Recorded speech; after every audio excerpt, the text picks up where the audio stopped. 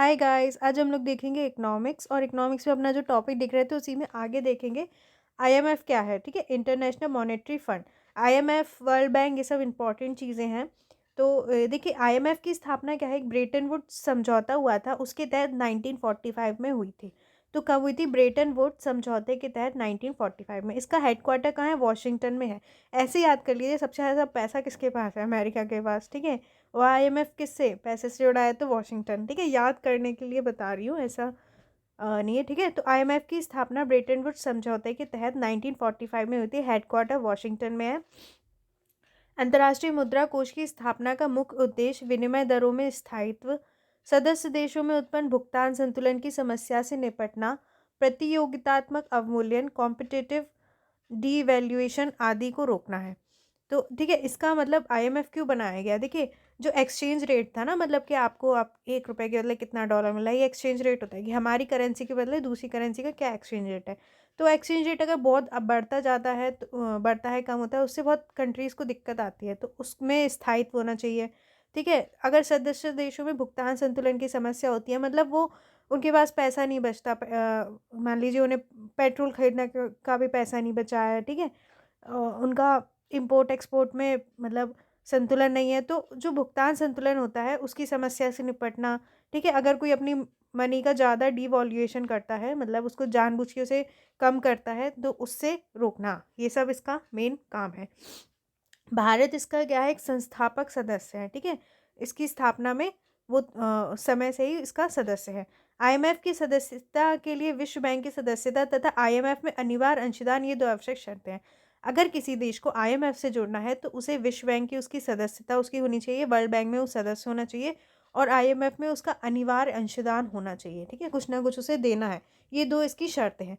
तो कब? Bretton Woods समझौते से 1945 में आईएमएफ बना, हेडक्वार्टर वॉशिंगटन, भारत संस्थापक सदस्य। और क्या इसकी शर्तें हैं कि विश्व बैंक के सदस्य होना चाहिए और आईएमएफ में अंशदान होना चाहिए। ये अनिवार्य अंशदान 3 बातों पर निर्भर करता है। विश्व व्यापार में भागीदारी, मतलब किसी कंट्री की वर्ल्ड ट्रेड में कितनी भागीदारी है, प्रति व्यक्ति आय, राष्ट्रीय आय क्या है उस देश की, या आर्थिक विकास की दर। ठीक है, 3 बात पे अंशदान निर्भर है। विश्व व्यापार में उसकी भागीदारी कितनी है, प्रति व्यक्ति राष्ट्रीय आय क्या है, आर्थिक विकास की दर क्या है। एक सदस्य देश को अपने कोटे का 25% एसडीआर कोष द्वारा चयनित किसी देश की मुद्रा में देना होता है। तो अगर मान लीजिए कोई सा देश जो है वो उसका सदस्य है, तो उसे अपने जो भी उसका कोटा होगा, कोटा कैसे निर्धारित होगा? ये 3 बातों से। ठीक है, तो उसका 25% एसडीआर में या फिर कोष द्वारा चयनित किसी देश की मुद्रा में उसे देना होता है। जो कोष बोलेगा कि इस देश की मुद्रा में आप अपना दीजिए अंशदान। प्रत्येक राष्ट्र को कोटे के आधार पर मताधिकार प्राप्त होता है। अब देखिए, जितना उसका कोटा होगा उसके आधार पर उसे वोटिंग राइट होता है। आईएफ में हाल ही में कोटा सुधार के तहत भारत का कोटा वर्तमान के 2.3% से बढ़ाकर 2.6% हो गया। तो भारत का क्या है कोटा? तो अब 2.6 है। ठीक है, जबकि चीन का कोटा 3.8% से बढ़कर 6% हो गया। तो देखिए, चाइना का जो कोटा है आईएमएफ में ज़्यादा है। तो आईएमएफ की स्थापना मैंने आपको बताया ब्रेटन वुड्स समझौते के तहत 1945 में हुई, हेडक्वार्टर वॉशिंगटन में। ठीक है, हर देश का कुछ कोटा होता है, मतलब उसे आईएमएफ में अंशदान कुछ करना होता है, और उसको क्या है, वर्ल्ड बैंक का सदस्य होना होता है। तो बोर्ड ऑफ गवर्नर आईएमएफ की सर्वोच्च संस्था है। तो आईएमएफ की सर्वोच्च संस्था कौन सी है? बोर्ड ऑफ गवर्नर जो उसका होता है। गवर्नर मंडल में प्रत्येक देश का प्रतिनिधित्व उसके केंद्रीय बैंक के गवर्नर तथा वैकल्पिक गवर्नर द्वारा होता है। तो जो गवर्नर मंडल होता है, ठीक है, उसमें क्या है, हर देश का एक रिप्रेजेंटेटिव उस कौन होगा? जो उसके केंद्रीय बैंक का गवर्नर, जैसे हमारा आरबीआई, तो हमारे आरबीआई के गवर्नर उसका रिप्रेजेंट करेंगे, तथा वैकल्पिक गवर्नर द्वारा होता है।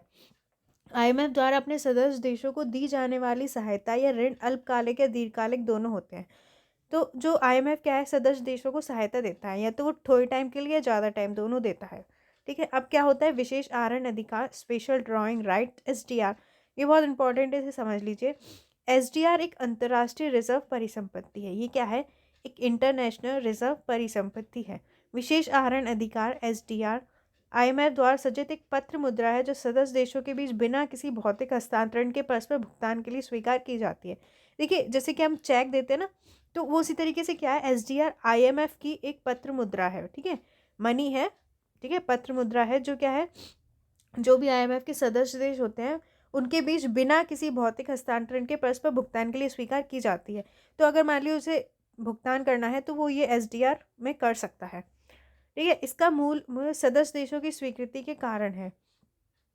इसका प्रयोग निजी व्यापारिक व्यवहारों के लिए नहीं किया जाता। ठीक है, तो ये क्या है, जो सदस्य देश होती है उनकी स्वीकृति के आधार पर इसका मूल्य होता है। इसका प्रयोग मतलब पर्सनल ट्रेड में नहीं हो सकता। वर्तमान में आईएमएफ की मुद्रा में 5 करेंसी है जिन पर एसडीआर का मूल्य आधारित होता है, जैसे यूरो, पाउंड स्टर्लिन, जापानी येन, यूएस डॉलर, चीन की रेनमिनबी, जिसे हाल ही में शामिल किया गया।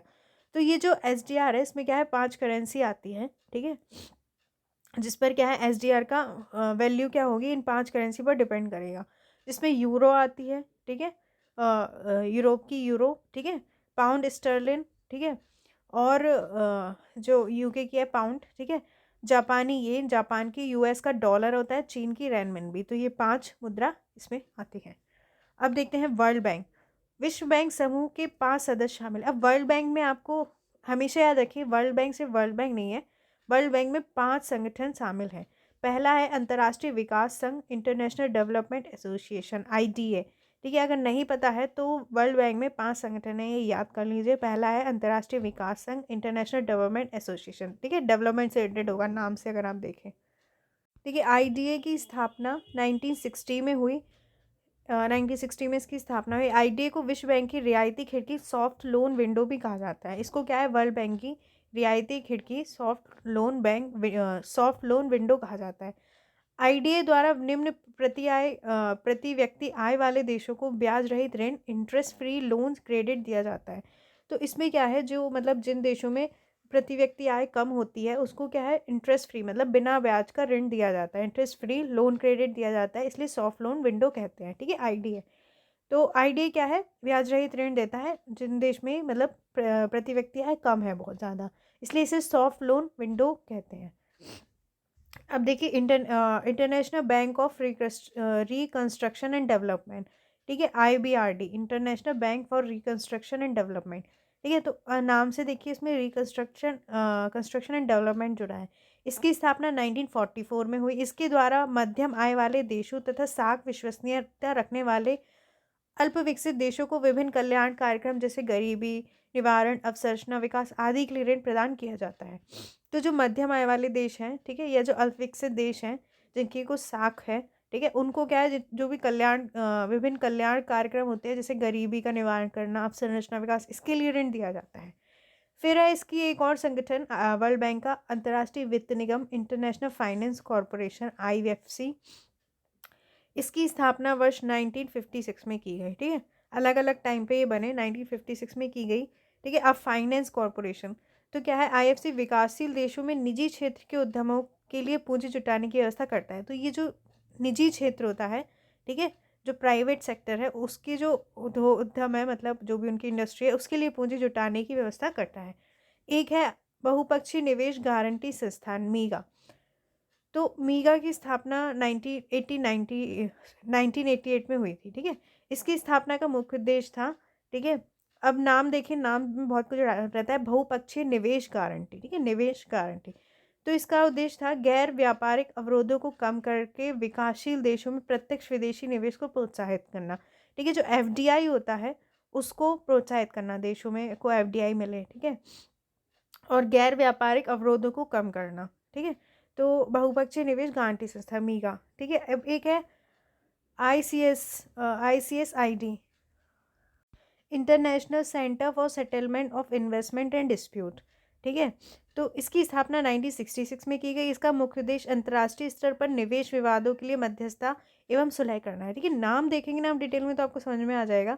Settlement of investment dispute. ठीक है, तो इसका मेन काम क्या है, जो निवेश विवाद होते हैं, ठीक है, अंतर्राष्ट्रीय स्तर पर उनमें मध्यस्थता और सुलह करना है। देखिए विश्व बैंक के अभिप्राय आईबीआरडी तथा आईडीए से, अब विश्व बैंक बोलेंगे तो इसमें 2 संस्था तो आई जाएंगे, आईबीआरडी और आईडीए। उपयुक्त 5 संस्थाओं को मिलाकर विश्व बैंक समूह कहा जाता है। ये 5 संस्थाएं मिला दे तो वो वर्ल्ड बैंक ग्रुप्स हो जाते हैं। विश्व बैंक का मुख्यालय वॉशिंगटन में है। तो वर्ल्ड बैंक का मुख्यालय कहाँ है, वॉशिंगटन में है। तो ठीक है, वर्ल्ड बैंक आईएमएफ दोनों का हेडक्वार्टर कहाँ है, वॉशिंगटन डीसी। ठीक है, और जो मैं आपको बताया था दोनों ब्रेटन वुड समझौते के तहत बने थे, और जो मीगा का फुल फॉर्म है वो है मल्टीलेटरल इन्वेस्टमेंट गारंटी एजेंसी। ठीक है, तो ये इन पांचों संस्थाओं को मिला के वर्ल्ड बैंक ग्रुप्स कहते हैं। ठीक है, तो यहाँ पे हमारा ये वाला टॉपिक होता है। आगे हम कुछ और इसमें चीज़ें देखेंगे, फिर हमारा टॉपिक फिनिश हो जाएगा नेक्स्ट वीडियो में। Thank you.